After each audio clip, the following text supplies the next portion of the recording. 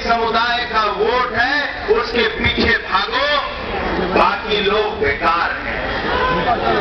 आपने कहा कि 25% समुदाय के वोट के लिए, आपने कहा 75% को भूल जाओ।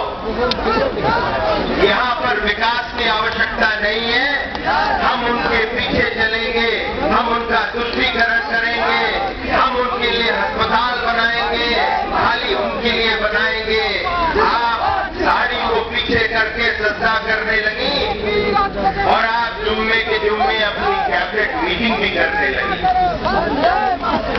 आपको लगा कि ऐसा करने से बंगाल की जनता खुश होगी। आपको लगा कि जिस प्रकार से इस पूरे देश के अंदर एक वोट बैंक की जो राजनीति चल रही है, उससे इस देश का युवा खुश होएगा। आप भी उस रास्ते चलिए। मैं मानता हूं कि 34 साल के जो गड्ढे खोदे गए हैं, जो 34 साल में काम नहीं हुआ, उसको भरना समय लगेगा।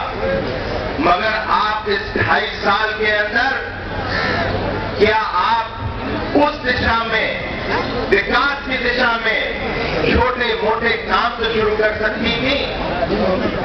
आप उस दिशा की तरफ तो चल सकती थी। आपने तो दिशा ही बदल दी। आपने तो दिशा वो तुष्टीकरण की कर दी।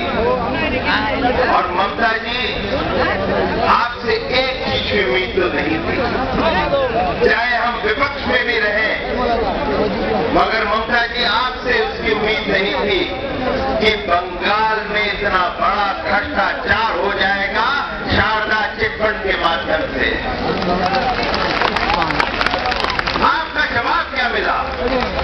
जिस जनता ने कहा था कि ममता के रहते हुए भ्रष्टाचार नहीं होएगा,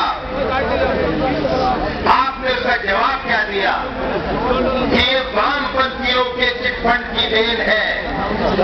यानी वामपंथियों की चिटफंड की देन है, जिसको हम भी मानते हैं। तो आपने उस 2.5 साल में ये चिटफंड का जो स्कैम है, रैकेट है, उसको रोका क्यों नहीं? क्यों आपके लोग उस शारदा को एक माध्यम बनाकर मीडिया हाउस को अपने पक्ष के लिए इस्तेमाल करने लगे? इसकी उम्मीद नहीं। मगर दुर्भाग्यपूर्ण ये है कि जो देश भर में कांग्रेस की यूपीए सरकार कर रही है, भ्रष्टाचार हो रहा है, कुशासन हो रहा है, उसको आपने भी यहां अपना